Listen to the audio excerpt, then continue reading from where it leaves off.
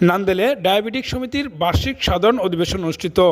ময়মনসিংহের নান্দাইল ডায়াবেটিক সমিতি নাডাসের ষষ্ঠ বার্ষিক সাধারণ অধিবেশন সম্পন্ন হয়েছে। বৃহস্পতিবার 25শে ডিসেম্বর দুপুরে উপজেলা ডায়াবেটিক হাসপাতাল প্রাঙ্গণে সমিতির নিজস্ব আয়োজনে এই অধিবেশন অনুষ্ঠিত হয়। সমিতির সহসভাপতি ডাক্তার তাজুল ইসলাম খানের সভাপতিত্বে এবং সাধারণ সম্পাদক অ্যাডভোকেট হাবিবুর রহমান ফকিরের সঞ্চালনায় অনুষ্ঠানের বক্তারা সমিতির বর্তমান কার্যক্রম ও ভবিষ্যৎ কর্মপরিকল্পনা নিয়ে বিস্তারিত আলোচনা করেন।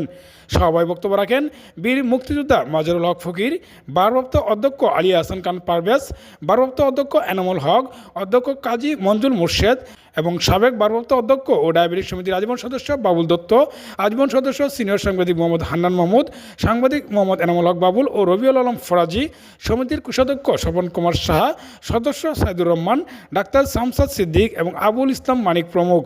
অধিবেশনে বক্তারা উদ্বেগ প্রকাশ করে বলেন, ডায়াবেটিস এখন আর কেবল বয়স্কদের রোগ নয়, শিশু কিশোর সহ বিভিন্ন বয়সী মানুষের মধ্যে এই রোগ প্রাদুর্ভাব বাড়ছে।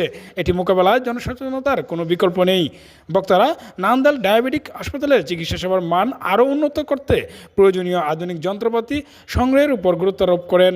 একই সঙ্গে বিভিন্ন ইউনিয়ন ও গ্রাম পর্যায়ে সচেতনতামূলক ক্যাম্পিংয়ের মাধ্যমে সাধারণ মানুষকে ডায়াবেটিস সম্পর্কে সচেতন করার আহ্বান জানানো হয়। সভায় সমিতির আজীবন সদস্য ও স্থানীয় গণ্যমান্য ব্যক্তিবর্গ উপস্থিত ছিলেন।